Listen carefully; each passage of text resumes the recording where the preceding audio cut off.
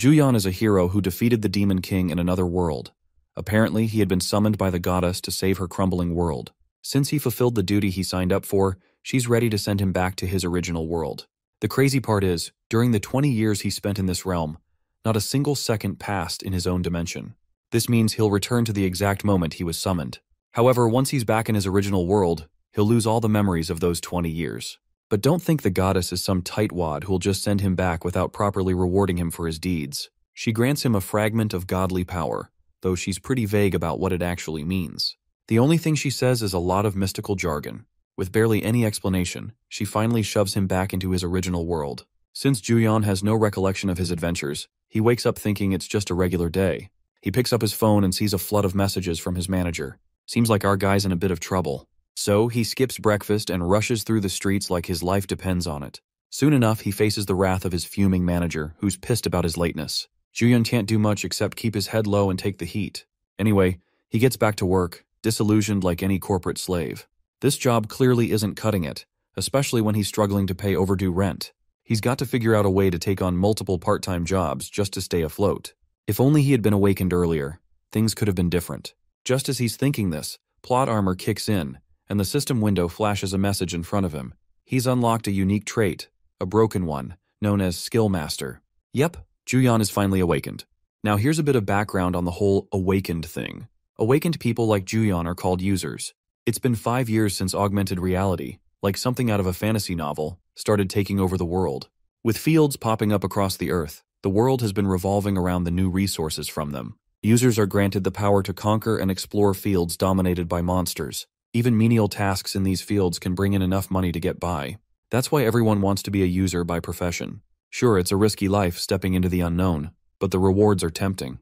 There's more sweet honey than danger scattered around. Of course, not all users make it big. Some users awaken with top-tier unique traits right away, while others don't get that lucky. At the top of the food chain is the world's #1 ranked user, Muhammad Al. He's the first to hit level 70 and has an SS-grade unique trait called Dragon Speech. One day, Muhammad Al uploaded a video to his official YouTube channel. The title intrigued people, so they clicked in droves.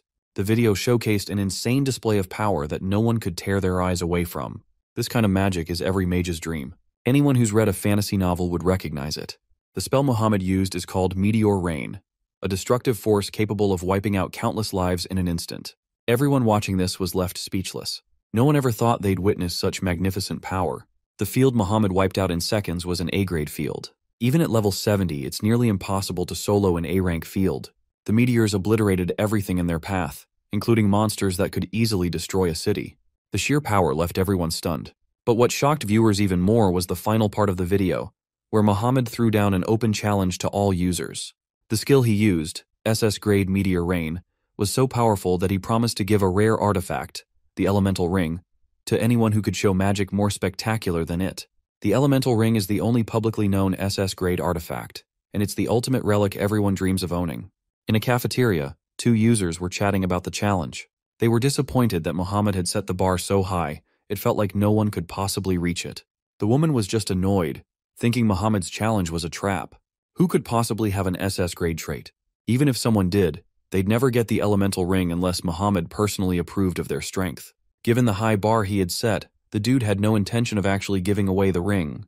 It was just a flex. The video of his challenge spread like wildfire and became the hottest topic on every news channel. Muhammad's challenge seemed like an impossible feat, one no one could possibly match. That is, until our boy showed up. As Juyeon stood in the field, he casually flicked his finger, and immediately, meteors began descending from the sky, engulfing everything in flames. The meteor shower was so devastating that literally everything was obliterated.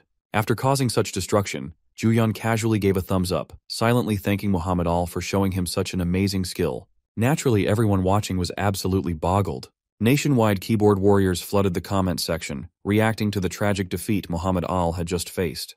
The biggest question on everyone's mind was, who the heck is this guy? Now time for another round of lore about the whole awakening and unique traits thing. When users awaken, they typically receive one unique trait. A unique trait essentially enhances the effects of certain skills and is often thought of like a class in a game. Some of the most well-known unique traits revealed to the world are: Dragon Speech is at the top, and this trait helps make a mage more powerful than a dragon. The second one is Miracle, a trait capable of granting healing powers, said to even revive the dead. Then comes regeneration. This turns someone into an unstoppable tank who can regrow limbs. Lastly, there is lethal strike that transforms a user into a warrior who can defeat any enemy. But here's the twist. There's no mention anywhere of a trait called Skill Master, which is the one Juyeon just happened to awaken. After some deep digging online, he found barely any details on it. When evaluating unique traits, the first thing to consider is the grade. Generally, the higher the grade, the better the effects, and the more subtraits it has. Grades range from F to SS.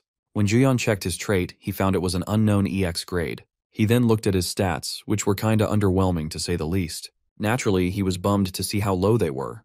You see, a high-grade trait is supposed to come with a stat boost, so it's kind of strange that Juyeon's stats were so low. Barely anyone gets such poor stats with a high-grade trait. He checked his subtraits, and so far, there were only 2. Again, it's rather disappointing, as he had expected more. At this point, Juyeon was just confused, with no solid details about his trait. But it seems like he is about to get some clarification soon enough. The next system prompt gave him a tutorial quest, telling him to copy a skill. Once he activates the skill, he would earn 20 SP. However, there's a catch. Copied skills are automatically deleted as soon as midnight strikes. Well, that quest panel was unexpected. What's even more unexpected is the fact that in order to copy someone's skill, he would have to go out into the fields just so he can watch users in action. And that, quite frankly, given his abysmal stats, sounds like suicide mission. Still, he didn't have much of a choice. He needed to find a skill to copy and finish the quest. Then, an idea clicked in his mind. He remembers Muhammad Al, who had demonstrated the Meteor Rain skill. As soon as he watches that broadcast, the system displays all the juicy details about the skill. When the system prompts him to copy the skill, Juyeon is shocked. He hadn't expected to be able to simply copy a skill just by watching a video from the comfort of his home. And just like that, Juyeon made his way onto all the TV news channels after winning that open challenge. Seeing his face plastered across the news, Muhammad cracks a smile. His secretary, however, isn't sure if giving away the elemental ring like this is such a good idea. It seems that Muhammad isn't thinking much about the ring itself. He is more fascinated by the fact that the skill he had obtained only a few weeks ago was now being used by someone else. The secretary argues that there are plenty of skills similar to Meteor Rain, but Muhammad emphasizes the coincidence. Not only the skill our boy acquired is SS grade, but it also has the exact same name. The secretary is still not convinced, pointing out that they haven't verified that it's actually SS grade. It's possible that this is all a well-staged display of power. Her words fail to sway Muhammad to think otherwise. He is pretty sure that this skill is at least SS grade, with a unique trait to boot. He then suggests she deliver a business card along with the ring, explaining that he wants to practice caution and wouldn't deliver the ring personally. He also expresses his desire to become friends with Juyeon in the future and wants this message to be delivered along with the ring. A while later, we find our maniac looping his own uploaded broadcast like it's a new religion. The video's blowing up, and it's only natural the dude starts going bonkers. He's practically drunk on his own hype. While he's busy basking in his fleeting fame, a little girl on the counter is clearly dying for his attention. But bro is way too zoned out to even acknowledge her presence. Eventually, her father snaps. The man is clearly pissed off seeing this particular cashier slacking off on the job. Once Juyeon finishes serving the customers, he slumps into his chair and lets out a long, defeated sigh. It seems like he isn't getting jack shit after completing that challenge, let alone SS grade item. Just a few days ago, he was a nobody, useless, invisible, incapable of doing a damn thing. But ever since awakening his trait, he's finally starting to believe in himself a little. If only, just if, he could make enough money to live comfortably forever. Maybe even become as strong as Muhammad Al and bathe in the adoration of the masses. He's still daydreaming when a sudden notification yanks him back. It's a comment coming directly from Muhammad Al under his video. The legend himself just promised to hand Juyeon the reward he deserves for winning the challenge. The internet promptly loses its mind. The big cheese finally drops the ball and everyone's losing it. Even Juyeon can't believe it. Cut to the next scene, bro is sitting stiff as a board next to a secretary who's here to deliver the promised gift. She even chauffeurs him home in a luxury car like it's totally normal. Dude's still wearing the same expression he had earlier. Half shock, half, what the fuck is my life? Back in his room, Juyeon stares at the ring. He still can't tell if this is a dream or a bug in the system. Then the system helpfully displays the stats of the elemental ring. And it's stacked. Every single stat is nuts. Like S-tier loot box levels of crazy. That's when Juyeon suddenly snaps back to reality. Now isn't the time to sit around gawking. This ring gives him a fighting chance to start training for real. Hunting in the fields is the only way to grind up his level 1 stats. But there's a catch though. He doesn't even have money for proper armor. Sure, his viral video brought in tons of revenue, but he can't withdraw any of it. Not without verifying his identity. And he really doesn't want to do that. So he sits down, racks his brain, and comes up with a loophole. Instead of risking his life inside a field, he'll just set up shop outside and offer emergency healing services. Healing, after all, is lucrative. Just patching people up at a field entrance earns hundreds of thousands of won. Even the cocky hunters who trash-talk healers wouldn't dare enter without one healer stationed nearby. Juyeon has copied a C-grade healing skill, strong enough to heal fractures, amputations, and status ailments up to F grade. He can earn 200,000 won for fractures. Amputations cost 500,000 won, and status ailments cost 700,000 won. Not bad for a day's work. So the next morning, Juyeon camps outside the D-rank swamp field near Seoul Grand Park. He didn't pick a low-tier spot on purpose. It's just that all the prime locations were already snatched up. With no customers in sight, he scrolls on his phone, while thinking he might bring something fun next time to kill the boredom. At least here, he won't get trampled by monsters. It's a safe zone after all. Or so he thinks. Suddenly, a guy charges toward him at breakneck speed, carrying a severely injured woman. The man is terrifying, like a storm in human form. Juyeon totally freezes up, forgetting to even breathe at that moment. The man growls at him to start healing in a commanding tone. But Juyeon doesn't like his tone one bit. It reminds him of those entitled jerks back at the convenience store, the ones who thought they owned the place. And while this healing skill might not even be his originally, it's C-grade with solid options. No way he's wasting it on some random asshole who can't ask nicely. Bro is about to pop off when the man offers a fat stack of 200,000 won up front. Juyeon immediately switches to customer service mode, with his respect mode activated. Soon enough, regret kicks in when he takes in the sight of that woman's severed arm and feels his guts twist.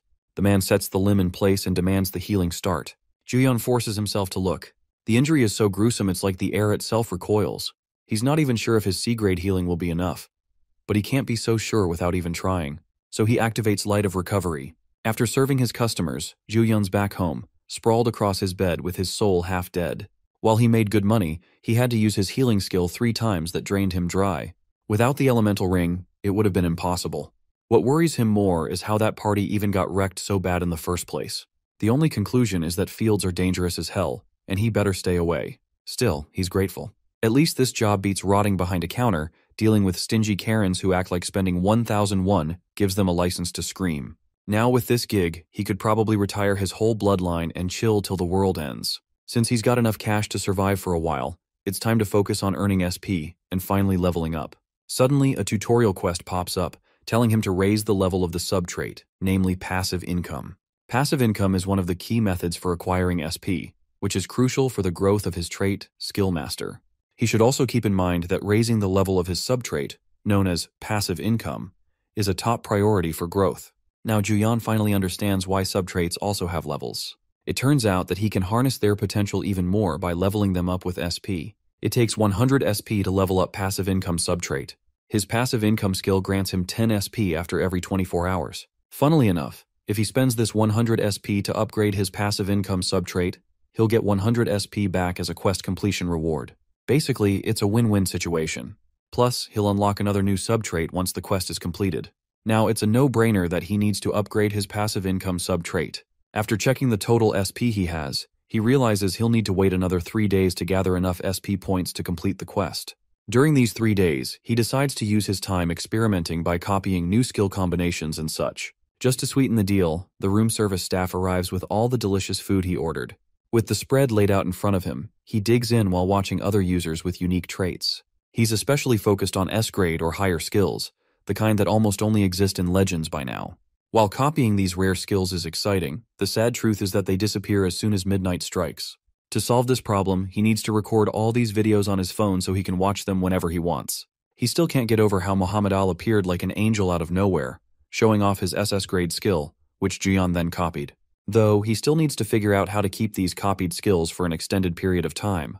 Perhaps there's a chance he can keep all these skills to himself if he upgrades his trait of Skill Master enough. He then decides to organize all the videos in a playlist, prioritizing which ones to use later and which ones to use right now. He makes sure to add body hardening traits.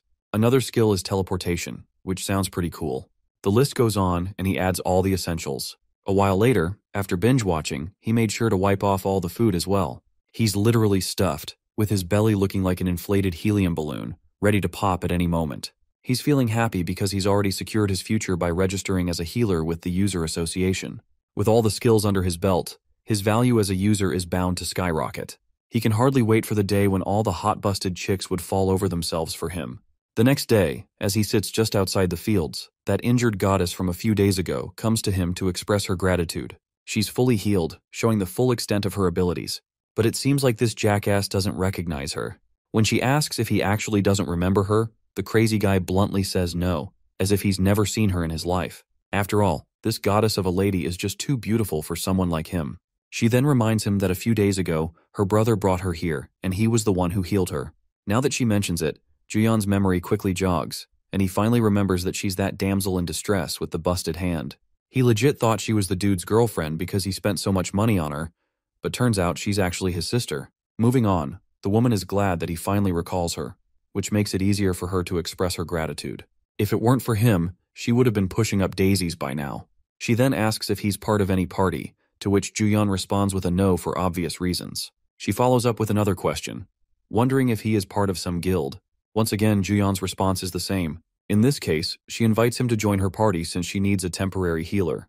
Juyeon is startled by the unexpected invitation. Since he's not in the right shape to be in the fields yet, he decides to decline her offer. But the way this goddess is showing off her feminine side, this horny loser can't resist his urges and instantly accepts the proposal. Before their conversation can continue, they're both startled by the ear-piercing growl of an injured man, whining like a bitch he is. His companion is dragging this whiny pussy out of the fields who requires instant healing. Juyeon simply ignores the lady, gets to work, and tends to the injured guy right away. In no time, he gets the man back to his former state, earning a well-deserved fat stash. Let's not forget about the promise he made to the lady to join her party.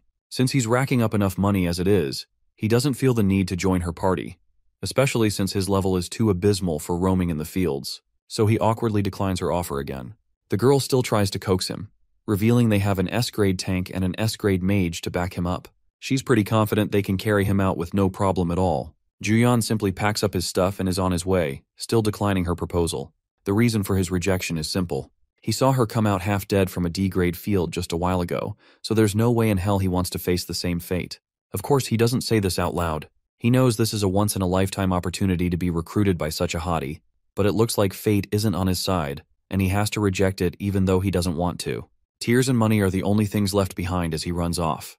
The only thought on his mind is to quickly gather enough money and SP to become a golden spoon mage. Enjoying his new life of luxury, Juyeon discovers that he earned 10 SP points thanks to his passive income effect.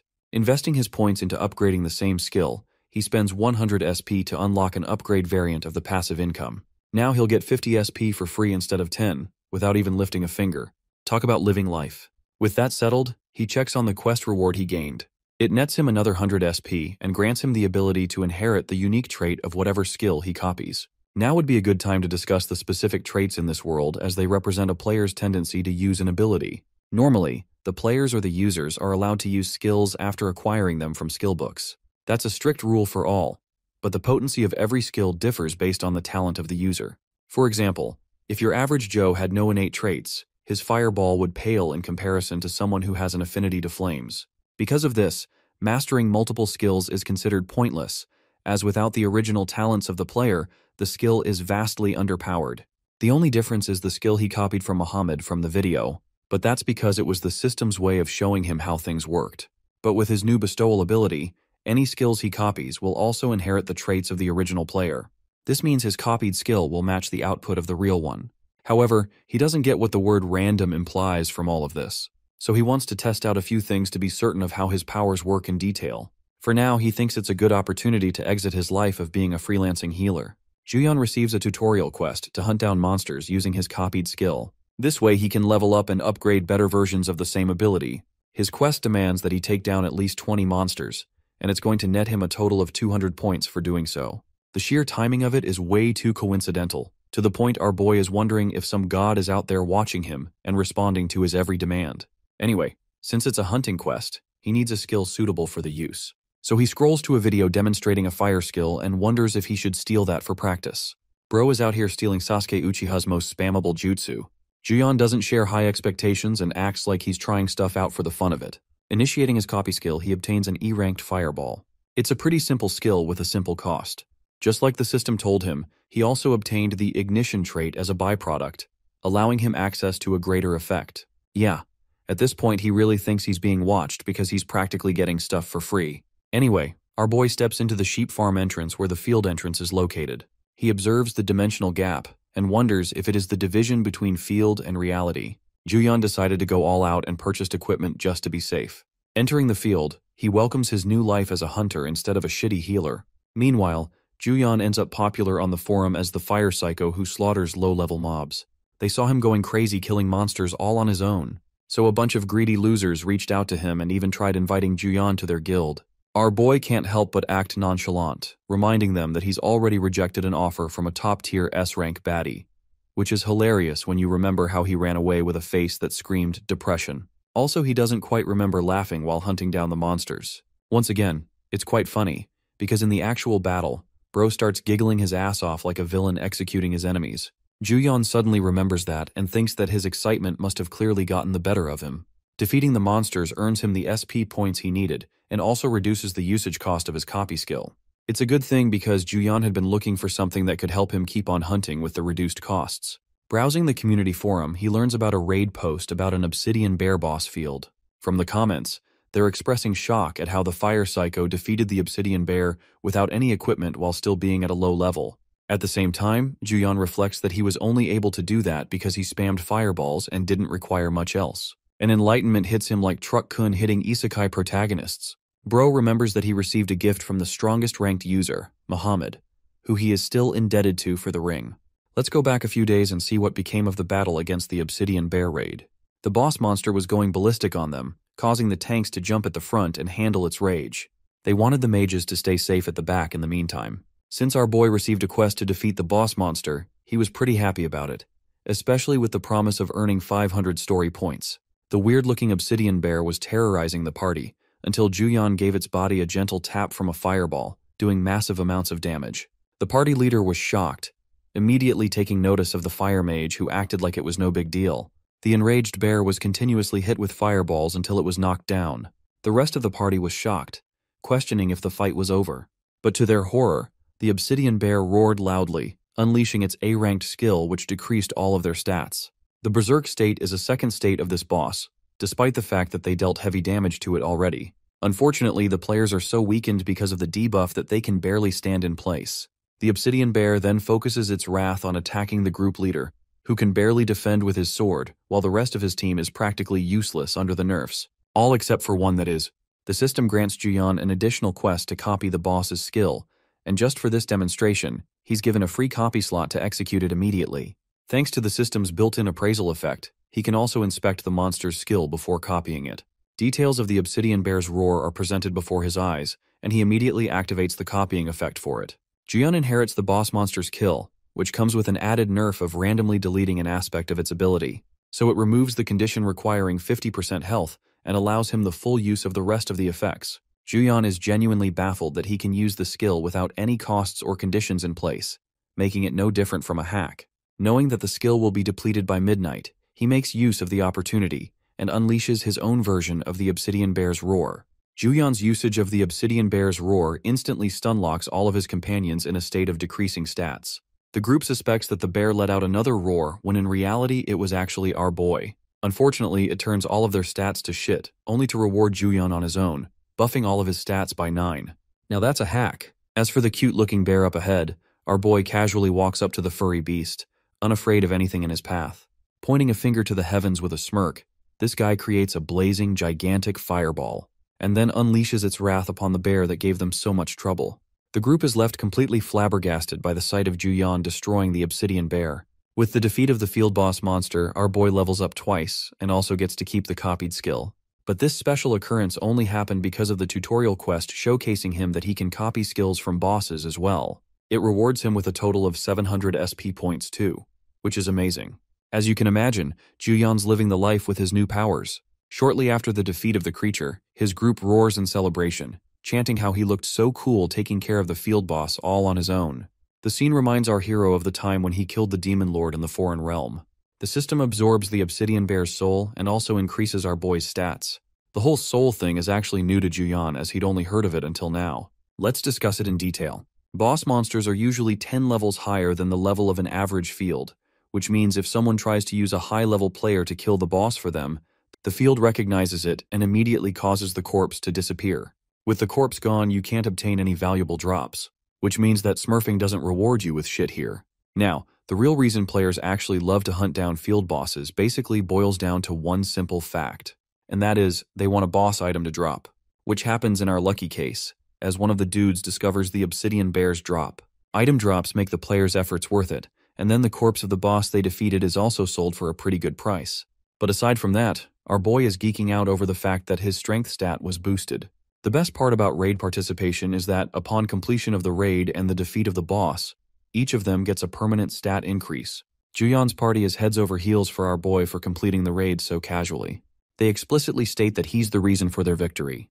The raid leader mentions how he was fully expecting his group to suffer a ton of injuries right after the obsidian bear went berserk, but it's thanks to our boy's efforts that they won't have to worry about that anymore. Interacting with the status window, the party leader inspects the boss item that was dropped. Though it is valuable, it comes with an activation condition, requiring the player to be at least below 30% health, which also means you're going to be standing on your last leg when it comes in handy. Anyway, the raid leader states that the drop items will all be distributed according to the player association's judgment. However, one ugly dude wants to buy the boss item on the spot and is ready to hand over 90% of the value in cash. The party members start murmuring about opportunists who only magically appear whenever the boss item drops. Their only objective is to collect special items, so they're infamously dubbed the boss item hunters. But in this case, since they're giving a fair price, it doesn't seem like a bad thing. However, Jiyeon's a bit skeptical and his bullshit detector is going crazy. He doesn't get what these guys are aiming for. Anyway, one of the bodyguards opened the case to reveal the lump of money, confirming that they can process the payment at once. The sheer sight of the sparkling cash turns our boy into a gold digger who suddenly no longer cares about their intentions at all. The scene cuts to Juyeon sitting in the same crappy field like he usually does. Bro is actually suffering through despair because he doesn't even feel satisfied with earning 10 million won. This is because Juyeon has taken a fascination with a special piece of equipment called Rekta's leather armor set. Unfortunately, this thing costs a whopping 63 million in amount, enough to break our boy's heart. After learning that they only had 2 sets of the armor left in stock, Bro left like he's suffering losses or living a poor life, when in reality the dude has expensive taste. Anyway, Juyeon's scheming little mind is concentrated on hunting as much as possible for the time being. He opens the status window to access rewards for his tutorial quest.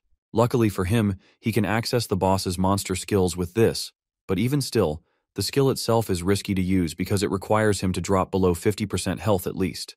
But that's fine because our boy had a lot more fun abusing his fire skill more than anything. With no customers bothering him at the moment, our boy decided to invest some of the points he saved to buff his stats further. Now, there's a bunch of options available to him. For example, taking the fantasy route, Bro could end up an incredible warrior. However, he isn't in the mood to risk his life so hard in a place where danger is imminent every day. Noticing a shift in his magic power, he spends 500 points to enhance the copy skill, allowing him to gain an additional copy usage per day. This is pretty exciting news for him. The tutorial quest also points out that daily quests are the only surefire path to gain SP points. Receiving a sudden daily quest, he has a simple task of using his copy skill 2 times. It's a fairly easy way to guarantee 80 story points. This also makes our boy curious, because he's unsure what would happen in the case of copying the same skill twice. Watching a video, he decides to copy the Healing Light skill. After acquiring it, he wonders if the trait will be affected or not, so he decides to do the same again, but the system warns him that he has already copied this skill. Ignoring the system, the dude moves forward with it and copies the skill a second time, much to his amazement. Shortly after that, he updates the sign on his board, which now reads that he's going to be selling healing alongside an experience buff of 5% for every 1 million won. This rare offer draws attention from many players as they gather all around. Being the savvy businessman, Bro advertises his offer loud and clear. The people all around are shocked and question his words. After all, an experience point buff is completely unheard of. At first, they think he's a scam artist who'll steal their money and run away. But our boy is just waiting for him to swarm him with the sweet cash he's looking for. Suddenly, one mage comes up to him. She lifts her hood, revealing herself to be the same S-rank baddie from earlier, as she teases him to join their party. Seeing fine shit again, Bro is literally blinded by her mesmerizing looks. He tells her that he's currently aiming to do some business, which causes her to teasingly remark that he's yet to acquire his first customer from the looks of it. That's why she's more than happy to experience his product as his first customers. Juyeon treats them like royalty and requests them to come in. With the activation of his newly acquiring Healing Light ability, he bumps up their combat experience by 5%. Before leaving, she hands him her personal card and number, stating that she'll be expecting his call. They're dying for a good healer, and it seems fine shit over here really has an eye for our boy with how obsessive she is. More importantly, she does him a generous favor by confirming to everyone about the legitimacy of his service. That causes an entire swarm of customers to rush in to get their hands on the same service. Bro is literally feeling filthy rich from people slapping bills on his face. While that is going on, let's go back and check up on Fine Shit and her brother. Her brother is a bit frustrated that she's being obsessive over a dude who doesn't even have equipment. The mage reminds her dear sibling that their party is going to be unstoppable after this. The two of them are already good at playing their own parts, so all they need now is a reliable healer, and then comes the fact that this guy can pull off experience buffs too. That's a jackpot if they can get him in. Even still, her brother has objections since they're dealing with a newbie, but she thinks that's the best part about them noticing him early. Right now, not enough people in the world know about Jiyeon's talents, so it will be best for them to catch him the quickest. Having entered the dungeon, the S-rank mage unleashes her firestorm strike, mowing down a group of warrior lizards. She continues her talk from earlier and has a feeling that someone like Juyeon has a bright future ahead of him as a warrior. With the millions acquired from his hot sale, our boy finally got his armor and is looking fly as hell with that outfit on. At the same time, he's in the mood to swing for passive income instead of direct income.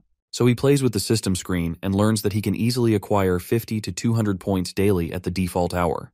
This means that even if he doesn't do anything at all, his SP points will accumulate daily. Our boy is in the middle of calculating the costs of his SP skill required for skill copy level 3, until a bombshell drops on him, and he realizes that it's going to cost him a whopping 4,000 points to get to the next level. The good thing? Daily quests give plenty of these points, which means at a set rate of acquiring 200 points a day, he's got to wait about 49 days to get what he wants. But for now, he's interested in raising his stats first, since that takes priority, so Junyun thinks heading for another field battle would be good. Also, he equips his hoodie and recalls that he's publicly known as a healer, so now, he's going to play the part of his hidden identity as a mage, and keep using that. The scene cuts to the field battle, but unfortunately the place is located in a muddy ground, ruining our boy's outfit. The F-rank field known as the Garorim Bay specializes in nullifying attackers and tanks. Junyun wonders if the testing ground is mostly aimed at beginner-level awakeners. Of course, with the addition of a field-level limit, he's out here struggling to collect shitty boss souls. Recalling the warning he read from one of the community members online, Bro thinks shit is going to be fine because nothing happened during the Obsidian Bear raid either. So what could go wrong? Am I right? All our boy wants is to go home. But for the looks of these damn clowns just casually speaking to each other, every single nerve in his body is getting pissed off. One of the dudes comes around to ask if he's really a guy or not. All because he invented his name for the raid participation. It also makes him wonder what became of the female side. Turns out the chicks are getting seduced by a blonde dude who clearly doesn't know the right time and place for these things. At this point, Juyeon really regrets not checking his teammates out properly before coming on this shitty raid. The blonde dude casually tells everyone that they should initiate the briefing session. But at this point, seeing him stick his nose in every girl's business, Juyeon wouldn't be surprised if this guy is dating the whole group. Anyway, the blonde clown expresses that their strategy is simple and doesn't need more explaining, but he'll go over it once more. The boss of this field is called the Mudflat Crab, and has the trait to get faster every time it is stunned with a debuff from the players. That crosses off the mage's debuff effects because it will only make the battle tougher as the boss monster will become stronger. The crab also has some self-inflicted debuffs applied like being injured or bleeding, which means it will get faster with time with too many injuries. The goal is to dismantle the bastard without really giving it many injuries, because after a certain number of injuries, the boss exhibits a special effect. This alerts our boy, until the knight goes back to his flirty self as he flexes how he's already defeated 8 boss monsters like these, so this should be cakewalk too. Anyway, Juyeon assesses the situation and wonders if the crab's ability to gain stats from the debuffs is its very own special skill. This is important information because it basically means a debuff will be considered as a buff, so this skill may come in handy for him. At the same time, he's seriously annoyed by the dating scene going on and wonders if the deadweights in his team will be helpful or not. The field fight kicks off as the blonde warrior goes on to slice and dice the creatures down. You may be wondering at this point that they're really good, but the hilarious fucking part is, they're out here flexing, killing bite-sized little clams and acting high and mighty over it. The party is acting like they're taking down hordes of monsters when it's really just a few clams that could fit in their hands.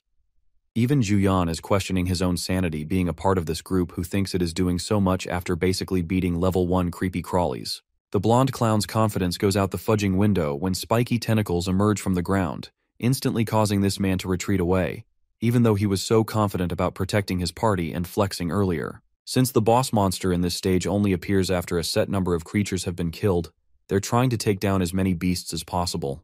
So they mow down the centipede-like creatures with a rain of arrows. Juyeon hasn't even done anything so far, and he's kinda happy that they're holding up pretty well. The players here already possess strong skills for an F-rank field, so he's anticipating the main boss monster to just come out already. Well, maybe he spoke too soon because one of the mudflat crab's mouth-like claws emerged from the ground and swallowed a monster whole. The group realizes that the real raid is about to begin with the appearance of the mudflat crab, who appears way larger than some of them expected. Since the boss monster is known for being limited in its movement, they're told to attack it in a linear fashion, rather than going left or right. Meanwhile, our boy is pretty astonished observing the crab's actual skill details. He's found himself a jackpot for a unique skill like this. Anyway, right after popping in the field, the boss monster exerted its terror and scared the crap out of these cowards. It's so funny how the crab is capable of changing directions and adjusting its motion, different from what the party's expectations are. Also, from the looks of it, Juyeon judges its special ability to be a permanent passive that increases stats upon more buffs or debuffs being applied. Once again, it makes our boy really excited when he gets to use it on his own. As for the blonde clown, Bro is supposed to be the main tank for his party, and yet he's at the back sitting out of the battle. Judging from his earlier words, Juyeon senses that if they keep on hammering physical attacks, they'll be in trouble because of the self-inflicting debuff of bleeding.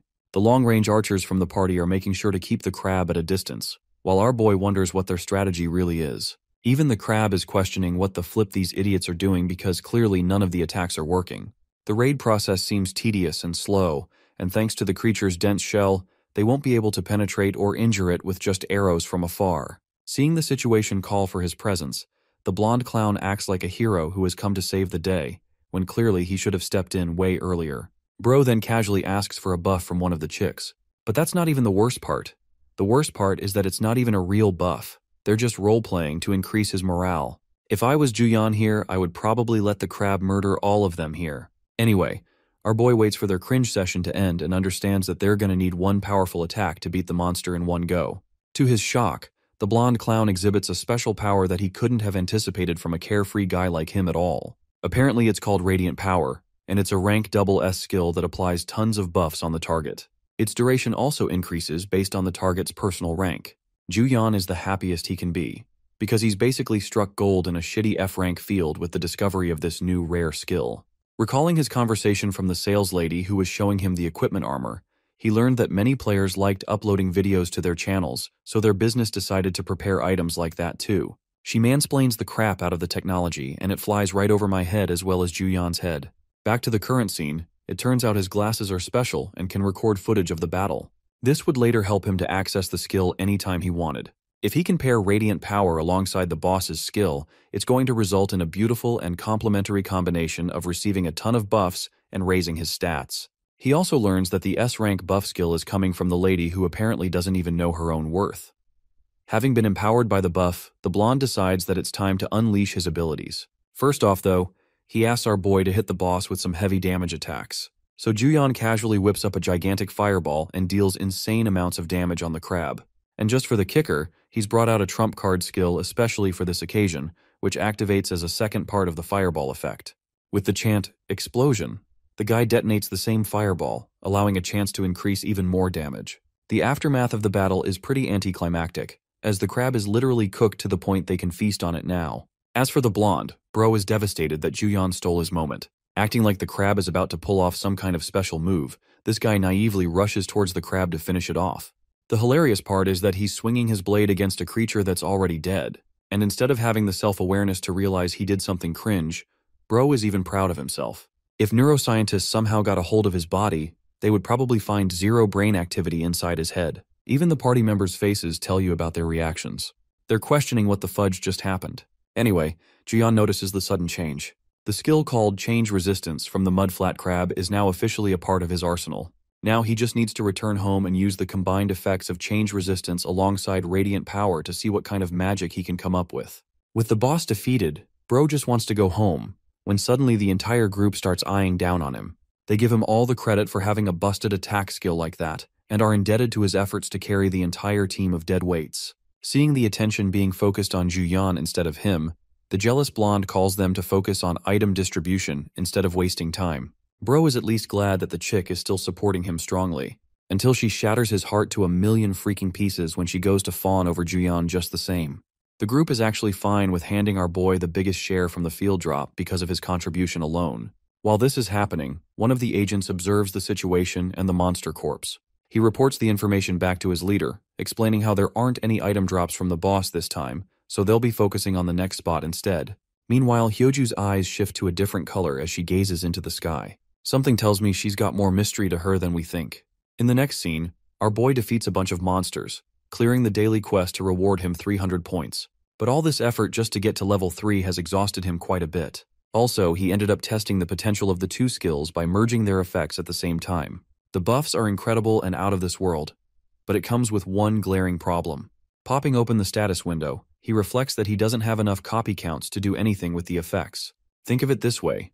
Since both skills are buff skills, what exactly is he buffing apart from his body when he can't even use more than 2 copy skills at the same time? The answer is nothing, so that's why this combination is useless until he gets his hand on the 3rd copy slot. The tedious process makes him whine because our boy just wants to gather more SP to rank up already. Juyan lays there in a field of silence, hoping some kind of miracle will help grant him a special quest to reward him with more points. The dude doesn't have high hopes when suddenly, the system screen pops out of nowhere with a special tutorial quest for him. The tutorial quest requires him to complete the main quest, and its reward will be a whopping 4,000 SP, which is just the amount required to get to rank 3 of his skill. Even Juyan is startled and wonders what kind of main quest this will be. Suddenly, his face turns to shit with the sky literally summoning a damn island. This is the new field called the Sky Island Kanel, and his main quest is to clear the field. Since it's a special field, it's going to be teeming with monsters, and in this case, they seem to be aerial monsters. The system requires him to clear the special field for the sake of the Earth, because its very existence is a threat to Earth. The appearance of the Sky Island is reported all over the country, alarming the people and the members of the User Association. The Player Association is acting under emergency circumstances. All airport flights have also been suspended, and from the experience of the citizens, the only notable effect is they can't get enough sunlight. As far as the international situation is concerned, more special fields have begun popping all over the world. For example, Japan's special field is unique too. A landmass of half a country's size has bound itself next to Tokyo. But in their case, it's not a sky island, which is why the Koreans think they're having it much worse having to deal with a lack of sunlight too. Meanwhile, our boy realizes that the special field in Japan is even worse. It's a B-class level, and creatures over level 70 are casually toppling Tokyo and unleashing destruction. That means even one monster is comparable to an S-rank warrior. All of a sudden, it's actually the Koreans who have it easy. At least they're not getting destroyed by high-level monsters. Since the existence of special fields poses a great threat to humanity and the Earth, the association has requested official support from the government to raid the problematic fields as soon as possible. A strategy is underway to counteract the Sky Island, and all players joining the raid will be awarded with an incredible bounty for their efforts in clearing the field. Juyan appears chill and realizes that things have taken a worse turn than he expected. While playing around with the system, he tries to look for a loophole that can perhaps give him more SP without doing anything. Bro thinks he's in some kind of gacha game. Picking apart the quest details, he realizes that by the end of the main quest, he'll have more than enough SP to upgrade all of his traits by 1 level each. This actually motivates him even more to help clear the special field. The staff member finally returns to show him the artifact he asked for.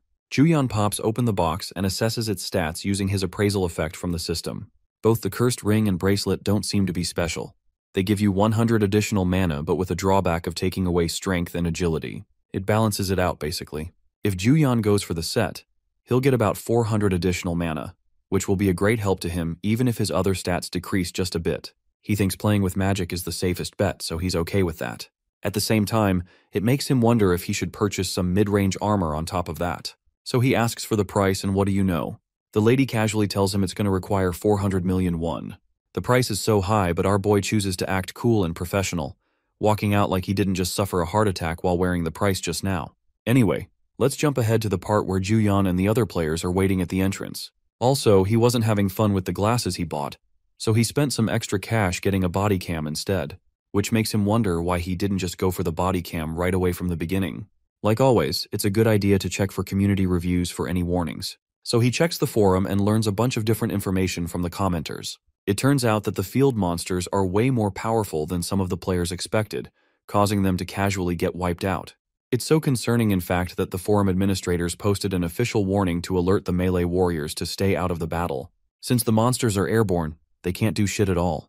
And since it's a sky island, players are struggling to get proper oxygen supply too. All of these comments only signal bad news to our boy, who realizes they might be dealing with a D-rank field instead of an F-rank one. Anyway, he doesn't care and thinks those cowards are probably overreacting like they always do, until suddenly, he's pulled inside the entrance and teleports to the island. The shift in terrain is actually quite striking and really cool even for our boy's eyes. He also notices that the monsters don't appear to be hyper-aggressive at all, or so his ass thought, because just then he hears a loud scream coming from the air, causing him to turn and look. The aerial monster has gotten a hold of one of the players who is crying his face out because he's terrified. Bro is not having a good day because the monster literally drops him from a noticeable height, killing him immediately. A bunch of these griffin-like creatures start circling him around, but our boy is daring them to come try. He's so ready to cook them with his fireball skill right here, and get him some fried chicken on top of that. But to his astonishment, the monsters didn't even pay attention to him, and instead targeted a tank nearby. Also, the tank in this case is actually the baddie and her brother, who Juyeon recognizes immediately. The monsters unleash their descent, charging down against their shield. But thanks to their shield barrier, they're safe from each attack. This allows the S-rank mage an opportunity to cultivate her Firestorm ability, which she unleashes from a specific part of the shield, engulfing each of the birds with her flames and putting them all down. Our boy is pretty impressed witnessing the insane damage output by her skill, as he wasn't expecting these two to be that strong. The baddie is actually a bit underwhelmed and unimpressed from their experience so far, while her brother reminds her not to let her guard down. Juyeon assesses his options. He acquired a fireball skill already by copying it, so it makes him wonder if he should be greedy enough to copy Firestorm too. The baddie shouts back at her brother, expressing that a healer's presence could have prevented the grievous injuries she endured that time. Also, she deeply regrets being unable to recruit Juyeon and his amazing healing abilities now. In a twist of fate, she sees our boy struggling to swat away a bunch of cute slimes who aren't letting go of his legs. Juyeon experiences an oh shit realization when he sees the baddie and her brother observing him from afar. Yikes, now that has got to be embarrassing as hell. She greets him and asks if their lovely healer is busy. Bro's face shows his sheer depression with the way he just humiliated himself and lost all his aura. The cute little blob monster is captured, saving our boy from his worst boss battle yet. Dude is feeling bad for his expensive shoes, acting like they are $1 million Jordans or something. To say the least, the tank is not impressed by this at all. He's expecting Hyeji, his sister, to have a sane reaction and finally stop getting obsessed over this goofball. But to his shock, the girl is beaming a wide smile, signaling that she's still obsessed with the healer. The mage acts all buddy-buddy with our boy, teasing him that the universe simply wants them to be together in the party at this point. This is a bit of bad news because our boy wanted to solo hunt in this mission, and he can't exactly reveal his powers in front of these two who think he's a healer. The baddie promises him that he's got nothing to worry about as she'll help carry him through the special field. Realizing that he's got little choice now, Bro accepts his fate and thinks he should copy the healing ability again. So he gives her a yes, which makes her really happy. Since he needs to use his copy skill on the healing one, he tells them he'll be back after a bathroom break. But the hilarious part is, Bro doesn't realize there's nothing around to cover his ass. So that excuse does not work at all. This is troublesome because if he can't even watch a video, he can't copy a skill either. He doubles down on his bathroom excuse and is starting to realize that he might be the enemy of his own perception at this point. Sung Jinwoo would probably crap in his pants than ever lose aura in the same situation. A few moments later, the trio is attacked by the same kind of monsters, only this time, they've become smarter in their approach. The bastards are carrying gigantic boulders to crush the barrier shield of the tank. Clearly, Juyeon stands no chance in this battle with his limited use of powers. What's even more concerning is the stampeding rhinos making their way to attack him. Just when Juyeon prepares himself to cast something against them, Hyeji moves forward, casually giving him a wink that she's got this. She uses Firewall, which is another one of her abilities. Not just that, Hyeji activates Fire Rain and Fire Spear too. The combined offensive output of all three defeats all the monsters without giving any trouble at all. By the end of the battle, our boy is left baffled, realizing he doesn't even have to do anything. Impressed by Hyeji's performance, he asks if S-rank players typically have so many skills like her, because that makes him wonder what kind of skill set an X-ranked player would have. Hyeji confirms this to be true, but she also tells him that the skills are learned by purchasing skill books, which is a long way of saying that she bought the skills for a hefty amount. Marching onwards to their next opponent, this one seems to be an aquatic beast. While Hyeji and her brother are dealing with the monster, Our boy looks devastated and sad standing at the back. Bored as hell, Juyeon decides to activate his version of Fireball, which is incredibly large in size, even more than its normal size. He's shocked by the unusual scale of his own attack. As for Heeji, she's on his ass because that Fireball was even stronger than the one she used. Turns out that Juyeon forgot about his overcharge skill test, which increases the damage by a whopping 20% in exchange for mana consumption. Bro tries to play it off casually by saying it's just a defensive skill he learned as a healer. But the baddie isn't buying his excuse and directly asks for his mana amount. Like an expert manipulator, Bro tells her it's a decent amount, when in reality it's a lot for the average healer. Thanks to his mana pool, he can use the same Fireball strike at least 13 more times, which tells you all you need to know about his reserves. However, he doesn't want to be too aggressive as his role is supposed to be of a healer. Anyway, her brother isn't pleased to say the least. The other players are also suspecting of our boy's abilities, which means he's got to play it safe and use his abilities only when required. Speaking of which, a different party is out here killing the cute little slime monsters. Bowl-cut-looking dude wants them to keep focusing on the flying monsters instead. His friend is a bit annoyed that they're busy dealing with these little slime weaklings instead of dealing with the actual threat, so they tell him to go and fight a big monster and die as a prideful player instead. The system announces that the number of deceased monsters in the island has met a specific requirement to summon the boss at last, so the players are expecting to finish it off quickly and end the special field. Or so they thought, because the dude they're going to be facing up against is a gigachad called the Lord of the Sky Island. The party members are shocked to see an angelic being descending from the sky, appearing as the most holy existence. But don't take that appearance slightly, because this guy is crazy strong as he activates the Sword of the Heavens, an attack that summons one sword for every monster killed on the island, increases a damage output by 1% for each sword, and also allows other effects as long as he's on the island. This overpowered skill is troublesome because it's an area-based attack, unleashing a barrage of swords upon the players. It also reminds me of Gilgamesh's ability from the Fate franchise. Anyway, Hyeji's brother struggles to defend against hundreds of swords savagely piercing the barrier shield. At least he's protected because the other players are experiencing literal hell against the swords. Even the tank is at his limits.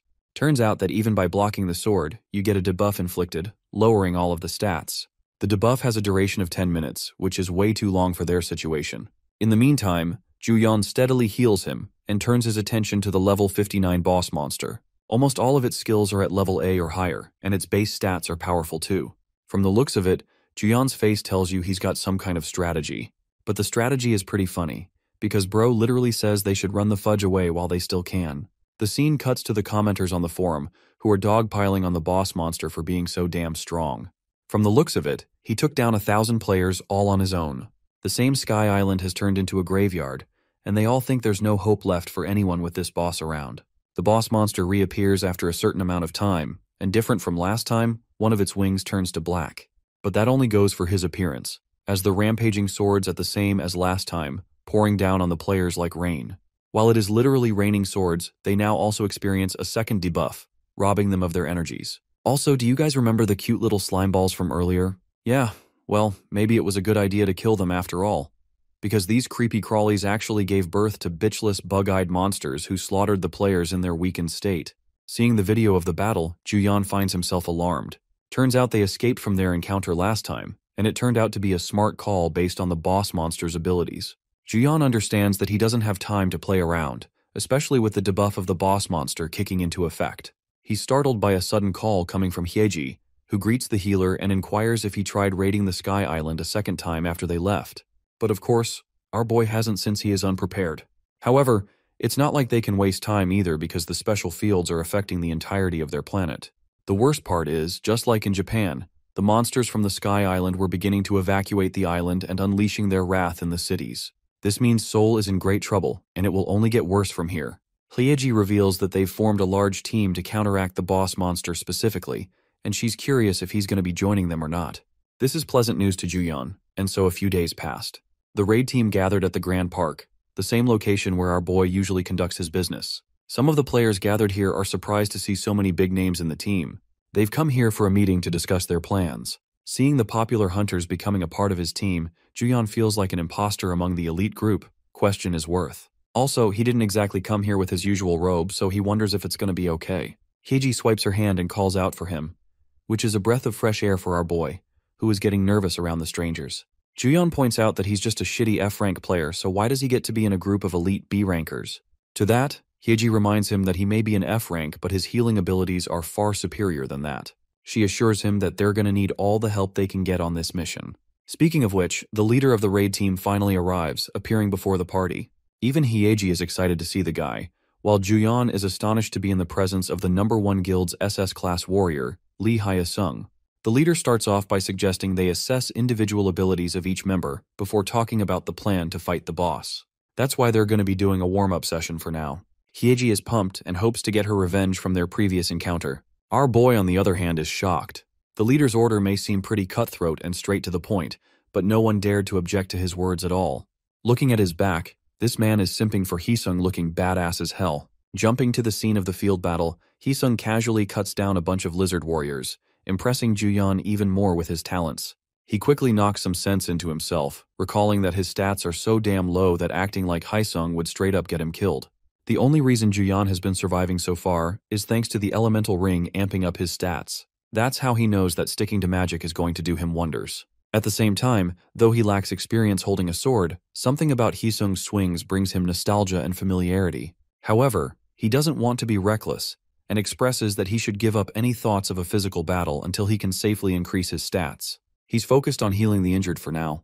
Not only that, combat at this range is critically dangerous. But inside Juyeon's mind, a voice echoes from his past self, the one that defeated the demon lord in the other worlds. Just now, seeing Hee-sung swing his blade with such finesse, his old self reminds him not to waste his precious skills by letting them rot. Staggered and speechless, Juyeon stands in his place, observing Hee-sung's double S-ranked skill, allowing him to absorb the stats of the most recent monster that he kills. The buffs disappear after 5 minutes, and additional stats are added if he kills 10 monsters in a row. It also amplifies magic power and agility by 10%, making this guy a damn force to be reckoned with. All this time, Juyeon had been searching long and hard for a skill that could boost his physical stats. And what do you know? He's finally struck gold with Hye-sung. The esteemed warrior stands over the toppled corpses of the monsters he cut down. Shortly after the defeat of its minions, the boss of the field arrives in the form of a poison lizard called Kinga. The appearance of the boss monster alerts the players, but let's be honest, it's no big deal to Hye-sung, who taps into his limit break special ability, allowing him to jump an entire rank in his offensive output for 60 seconds. With his berserk state, Hee-sung annihilates the boss with a single sword strike before it can even release its first move. The boss is defeated instantly and its soul is absorbed, bumping up the stats of each player. And that's how the raid ended up being cleared without any trouble at all. Hyeji is a bit jealous she didn't get to perform, while her brother thinks she's ungrateful for the hard carry. Also, Juyeon is pleasantly surprised that even without contribution, the participants still end up with rewards. She tells him that actually, it doesn't work that way. It's because of his constant buffing and debuffing that he was able to get the contribution points automatically. For a long time, our boy wondered how healers leveled up so fast, but now he's starting to realize that playing support is actually pretty damn easy. Finished with their little warm-up, Hee-sung turns to them and expresses that he will be in charge of organizing before the rewards are handed out. While he's giving a long explanation, our boy is zoned the heck out, because his attention isn't focused on the boring lecture, but instead an ability called the Catalyst. This skill was obtained as a result of the defeat of the boss. Juyeon wonders if he can apply it to good use, but he doesn't even care about it for the most part. What he cares about is the fancy new skills he obtained, both rated over S rank, and both are incredibly powerful for buffing physical stats. The leader turns his attention to the healers, and questions if our boy is drunk or something with the way he is making that shitty expression. At this point, Juyeon doesn't even care about anything else. He just wants to go home and start experimenting with his new skills. More days passed and the raid party has yet to invade the Sky Island. Juyeon finds himself completely exhausted and prompts to open the status window. At long last, he's acquired 4,000 points, and with this, he'll be able to destroy the boss monster without much trouble. The funniest part is how he actually obtained so many points. Bro had to take out a total of 120 monsters in his daily raids just to get to this level. The quests appear so frequently now that he isn't getting a chance to rest. Regardless, he's still happy that he's getting quests at least, even though he's reduced to a tired mess afterwards. Juyeon jolts up with excitement, prompting the system to upgrade his copy skill to level 3. After spending 4,000, his skill is upgraded at last. Now, in his original plan, he wanted to pair the two skills he obtained from the crab raid to buff his physical stats. But with Hee-sung's appearance, our boy now has access to even more absurd skills, which only makes him crave a 4th copy slot to make use of his best skills. Pairing Blood Frenzy, Brilliant Authority and Change Resistance would be freaking overpowered with an attack-based skill. Imagine you're getting 3 overpowered buffs on one attack. That's what Juyon is after, and he thinks by that point, he would surpass the likes of Hyesung too. Though it would have been nice if he had 4 slots, he's going to have to do what he can with the 3 slots available to him for now. So he goes on to copy Fireball, Brilliant Authority, and finally Resistance to Change for the upcoming raid. In the next scene, Juyon confronts a monster with a devilish smile on his face. He knows this bastard is about to get incinerated to pieces with his new buffs. His murder spree in the field was noticeable enough to attract attention from commenters on the forum. He's famous for being known as the psychopath who one-shots everyone with a fireball. One of the footage recorded of Juyon showcases how he expertly managed to lure a field boss far away from the main party. And just as the giant serpent was about to bite him, he released his gigantic fireball, dealing insane amounts of damage with a single burst. His mysterious identity is now a big deal to the people in the forum. Not to mention his impressive speed, to the point that people are wondering if he's really a mage. Focusing his attention to the serpent, Juyon saves a duo by unleashing his fireball attack, and then continues on running for his life when the snake chases after him. But the same happens again, as just a fireball is enough to beat anything in his path. The players are astonished by his approach to knock down the boss's health with continuous chip damage. In the next scene, we pay a visit to the #1 player in the world, Muhammad, who has about an hour and a half to kill in his free time. Muhammad finds himself satisfied reviewing the same video of the mysterious player taking down the mountain snake. His assistant asks if he's worried about the infamous psychopath. Muhammad agrees, and he seems to be full of conviction that this guy is actually Juyon himself. It hasn't even been that long since our boy received the elemental ring from the guy, and more importantly, that ring shouldn't play a part on his stamina at all. So his recent feats are based off of other skills. Watching him fight, Muhammad thinks he's seeing a professional on the battlefield who has a long history of experience in combat. The funny thing is, while he's glazing our boy, Juyon is shitting bricks facing the mountain snake, even though he looks cool in the eyes of other people. Expressing his interest in the Raider Guild, Muhammad inquired for information on them. His assistant explains that many sightings of them have been reported recently. Hearing that, he tasks her with a job of observing both Juyon and the Raider Guild closely, because it's obvious that the world is going to notice him more as time goes by, and Muhammad definitely doesn't want the Raider Guild messing with the guy he considers his friend. Speaking of the Raider Guild, their boss is watching the same video of Juyon taking down the mountain snake under his identity of psychopath. This means the Raider Guild is also keeping a close eye on his activity, so he needs to be careful.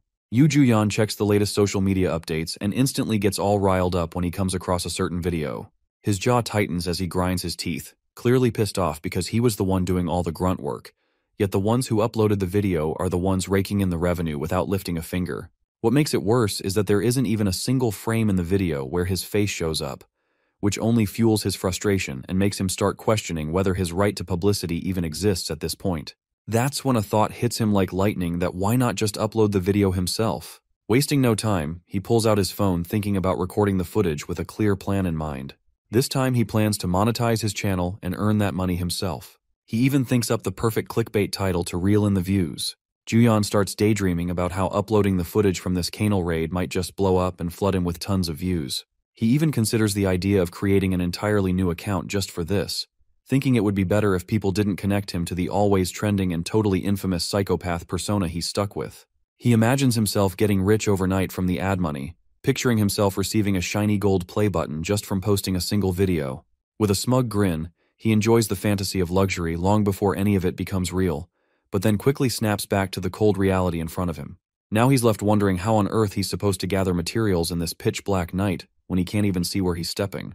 Just then, a B-ranked daily quest window suddenly pops up, offering him a list of tasks in exchange for a buff and a random item box. Up until now, Juyon only ever received E or F ranked quests, so seeing one this high catches him completely off guard, and he starts regretting his decision to come here at night, especially after wasting the entire day napping like a lazy bum just because he caught a silly little snake. He begins to consider finishing the quest before his skills reset at midnight, not wanting to miss the chance. While lost in thought, he spots a blue-colored crystal ball lying on the ground and quickly scoops it up without wasting a second.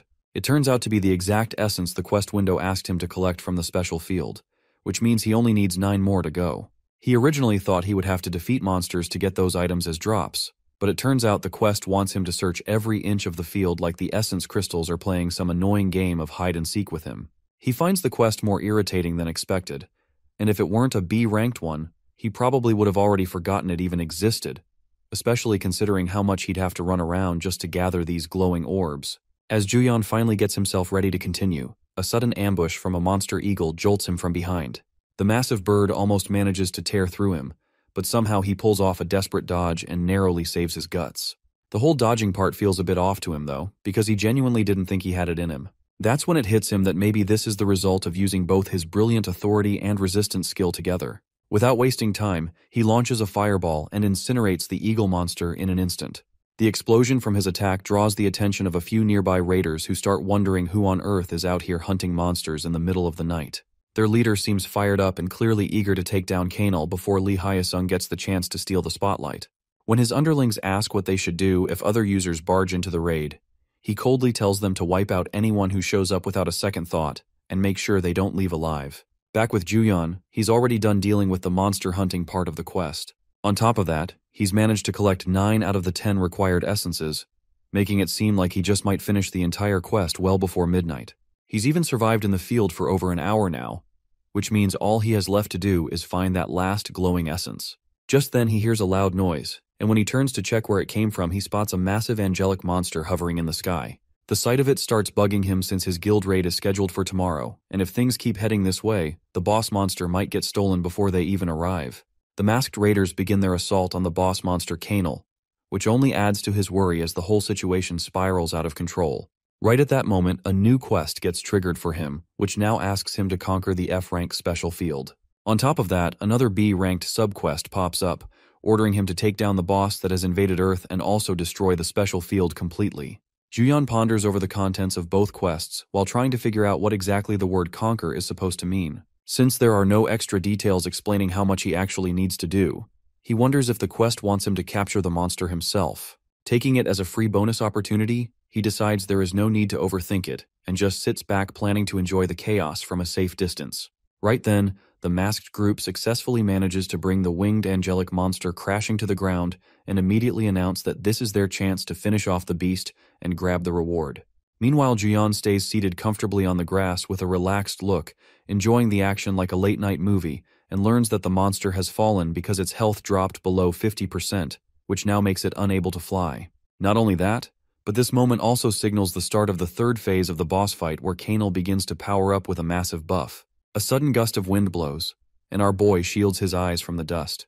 In that moment, his gaze lands on the last essence he's been searching for. He jumps up to grab it, humming a tune and thinking how easy it was to find. Just as he picks it up, the masked buffoons get knocked over near him. The fallen guys quickly scramble to their feet and notice our boy on the ground.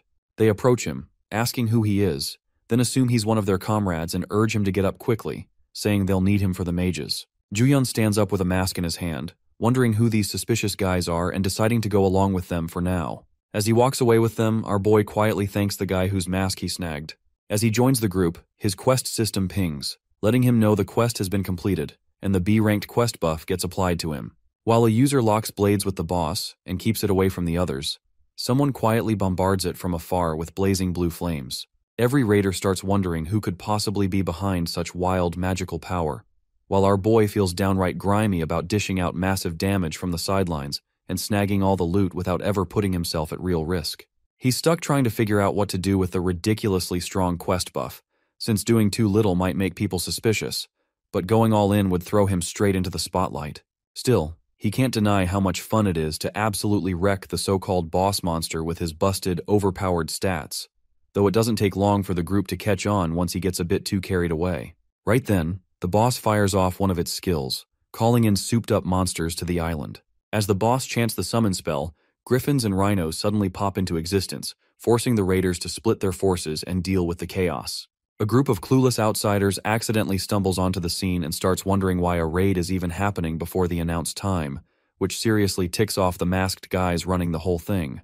As one of the outsiders dares to question them, the masked leader doesn't hesitate for a second before ruthlessly cutting him down, knowing things will spiral fast if their little side operation gets exposed to Hyesung. He shouts at all his goons to wipe out every outsider on the spot using whatever means they have, which completely shocks our hero because he didn't expect these lunatics to go as far as flat-out murder. Watching the raiders go absolutely wild on the innocent group, Juyeon figures that running for his life might just be the smartest plan.